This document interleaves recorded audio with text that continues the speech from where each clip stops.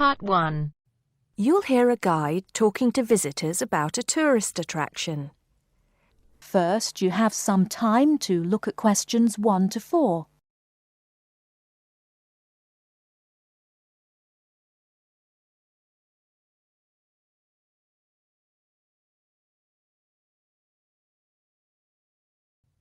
Now listen carefully. Good morning, everybody. Welcome to the Roman Baths. My name's Amanda, and I'm your guide for today. Before we begin the tour, I'd like to point out that we have child carriers, free of charge, of course, for those of you with young children, and I can see that there are 1 or 2 of you here this morning. It might make things a bit easier for you than using a pushchair. If you don't want to carry your coats and bags around with you, there is a cloakroom behind reception where they'll be quite safe. Also, should anyone want to use the bathroom, there's one here in the reception hall, opposite the ticket office, and another one by the shop where we end our tour, right by the exit. Having mentioned the shop, I should tell you that it's full of interesting things for you to remember your visit by. Posters, postcards, replicas of the Gorgon's head, the Haruspex stone, and the statues that you'll be seeing on your tour. There are also games, books and videos for children and other souvenirs. Our first stop will be the terrace, where you will get your first view of the baths.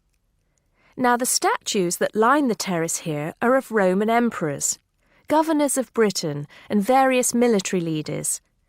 These aren't from Roman times either. In fact, they were sculpted in 1894, especially for the grand opening of the baths in 1897. But what you can see from here is only a fraction of the whole Roman bath site, which stretches below ground level under the surrounding streets and squares of the town. While we're here on the terrace, getting our first look at the baths, let me fill you in on a bit of the history.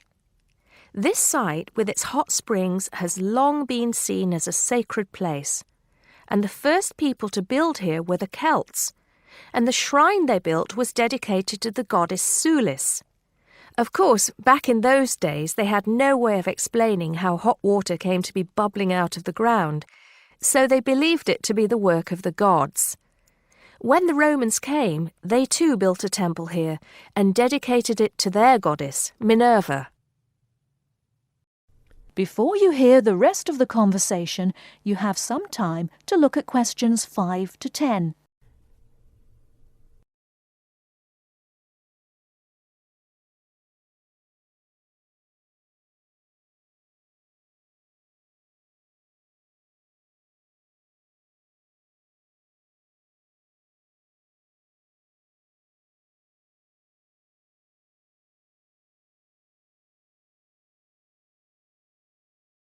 Now listen and answer questions 5 to 10.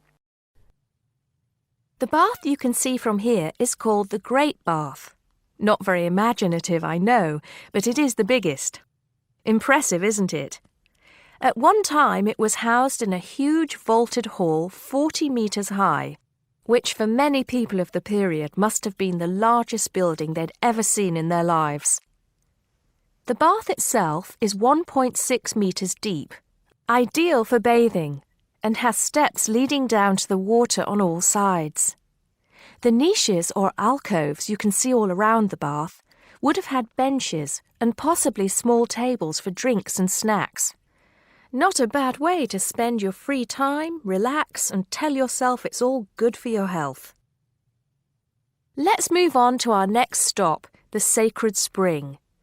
This is the heart of the site, where the hot water bubbles up from the ground at a temperature of 46 degrees centigrade. The water comes up from a depth of between roughly 2,500 and 4,500 metres, where geothermal energy raises the water temperature to between 64 degrees and 96 degrees. Over 1 million litres of this hot water rise up here every day, and as well as being hot, the water is rich in minerals, and it was thought it would cure various ailments and illnesses. In fact, people came here from all over the Roman Empire to try out its healing powers. Before we take a look at the changing rooms and saunas, which are known as the East Baths, and the plunge pools and heated rooms of the west part of the bathhouse, we'll pass through the site of the temple and the temple courtyard. Here we are. This temple is one of only 2 known classical Roman temples in Britain. The other is the Temple of Claudius at Colchester. This temple is said to date from the late 1st century AD, being built between 60 and 70 AD. But the original temple has been knocked about and added to over the centuries, and what you can see here are just bits of the original temple. OK, shall we move on? That is the end of part 1. You now have half a minute to check your answers.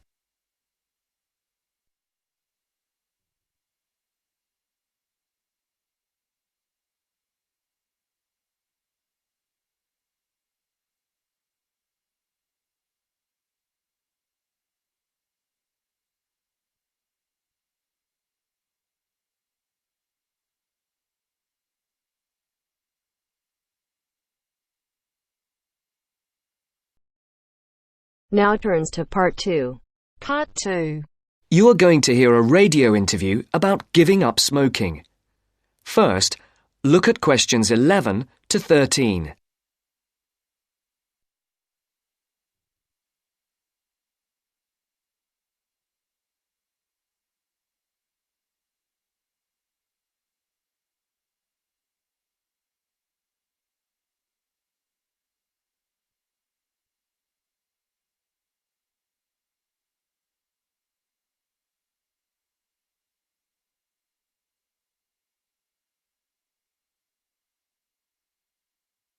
As you listen to the first part of the interview, answer questions 11 to 13. For these questions, there are 4 alternatives: A, B, C, and D. Decide which alternative is the most suitable answer and circle the correct letter. And now, let's hear what Mr. Gold has to say about kicking the habit of smoking. It was connected with wanting to change your life and your desire to become an actor. Is that right, Mr. Gold? Yes. So, can you tell our listeners a bit more about how you managed to give up? Well, I enrolled on a variety of evening courses where I found I wasn't able to do the warm-up sessions. Bending down to touch my toes made me breathless. Even though I hated to admit it, the problem wasn't so much my sitting around all the time, but my 15 to 20 a day smoking habit. If I'd been able to limit myself to 3 or 4 cigarettes a day, there'd have been no problem, but I was seriously addicted. And I'm talking about waking up at 3 a.m. dying for a cigarette, or, in the days before 24-hour shopping, driving across London at night to buy a packet of cigarettes when I ran out. But above all, my addiction meant making sure I never ran out, at the expense of everything else, including necessities. So, what did you do? The thought of all my past attempts to give up just wouldn't go away. This was something that had constantly been on my mind, especially first thing in the morning with the chest pains, coughing fits and headaches, not to mention the frequent colds and throat infections. But I couldn't imagine life without smoking. I also enjoyed my life, but the thing I longed for most was to escape the trap of a job I was bored with. I knew what I wanted, and I understood something else too. This time, I was going to keep my little plan a secret. Now look at questions 14 to 20.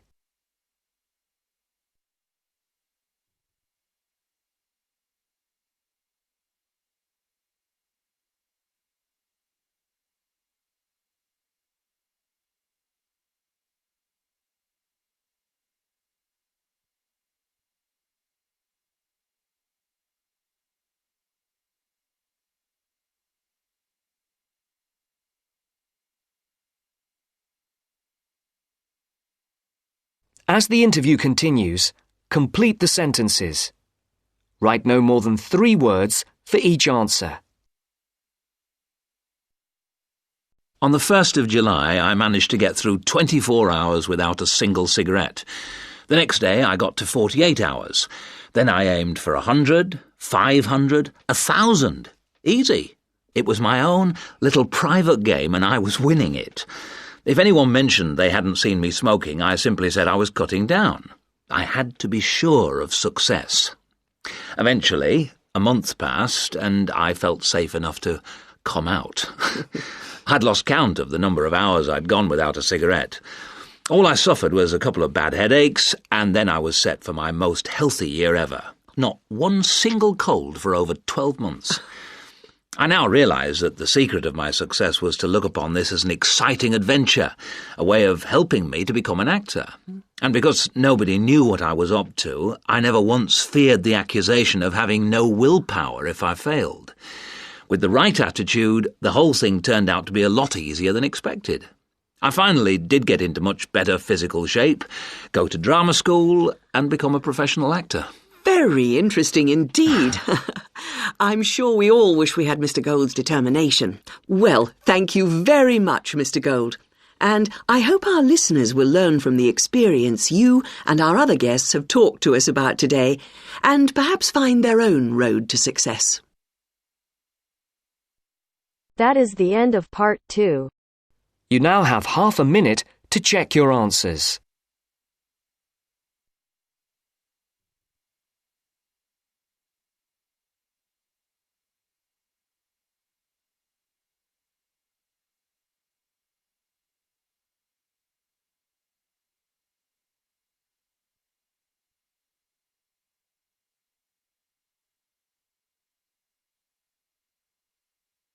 Now turns to part 3. Part 3. You are going to hear a conversation on rivers. First, you have some time to look at questions 21 to 25.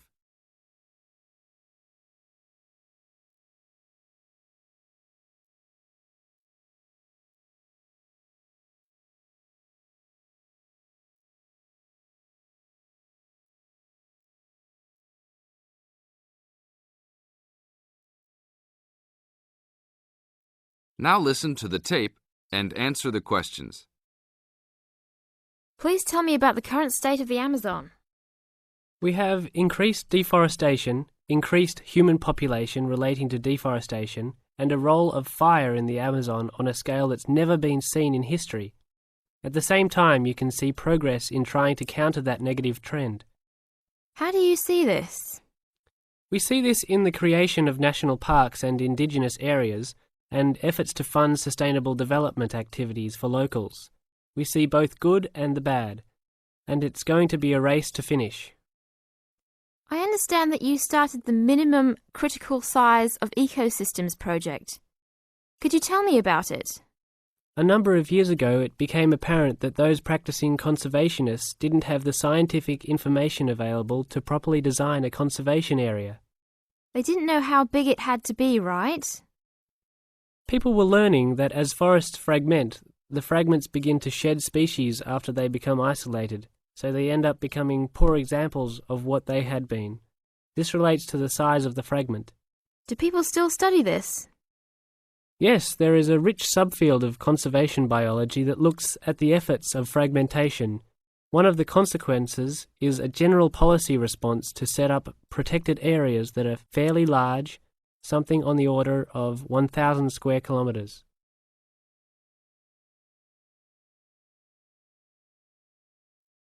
Now look at questions 26 to 30.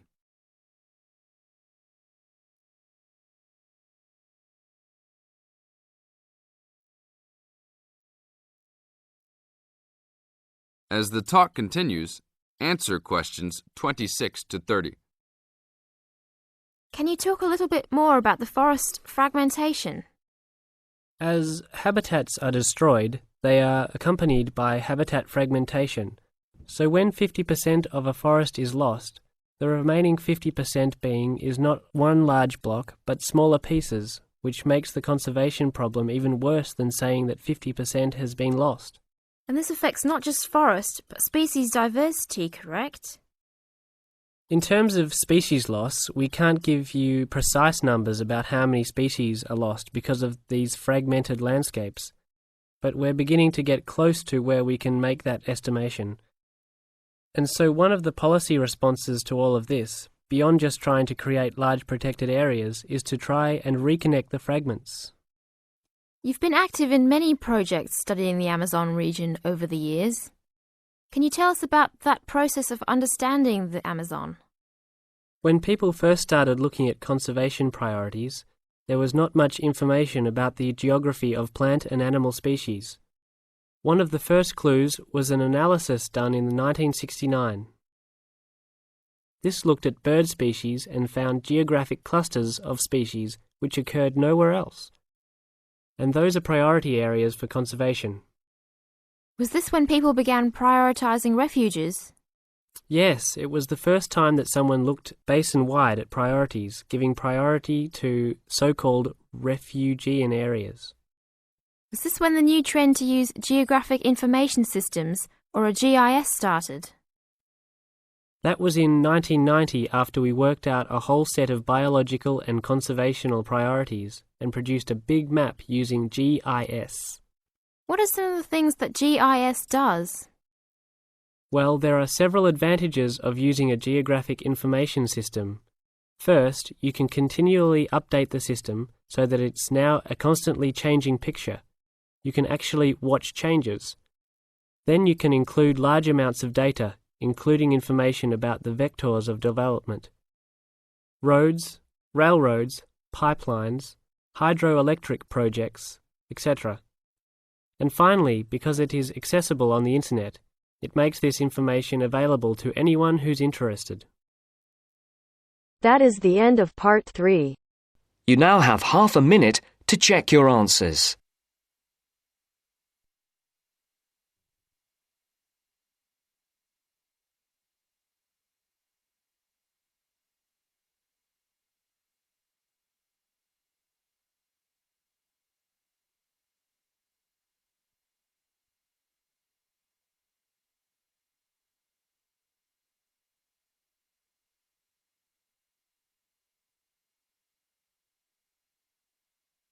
Now turns to part 4. Part 4. You will hear a lecture about sports. First, you have some time to look at questions 31 to 40.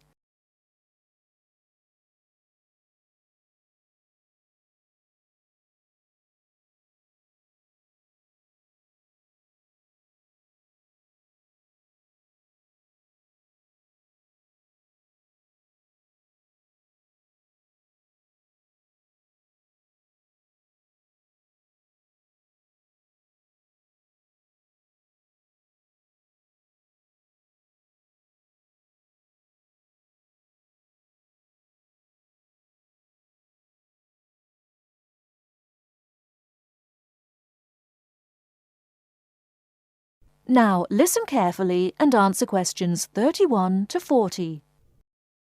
Not all people like to work, but everyone likes to play.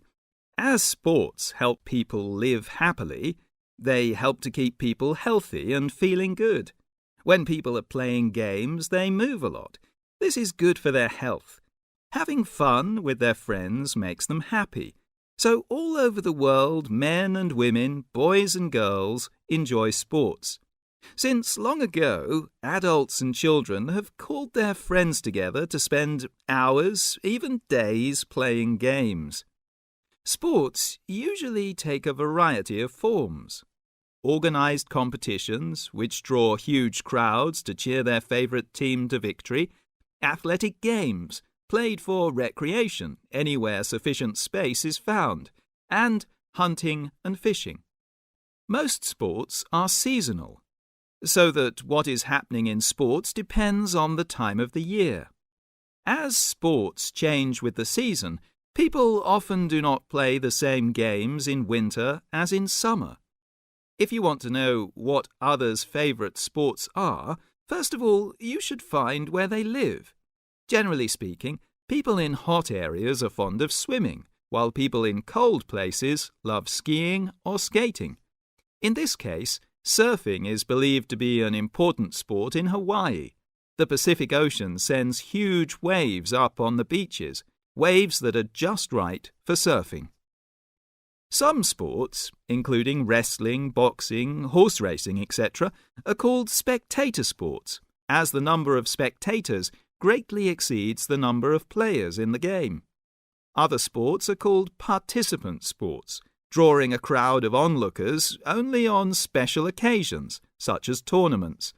Some sports are commercial and professional, with players who are paid for their participation and with audiences who pay admission to watch.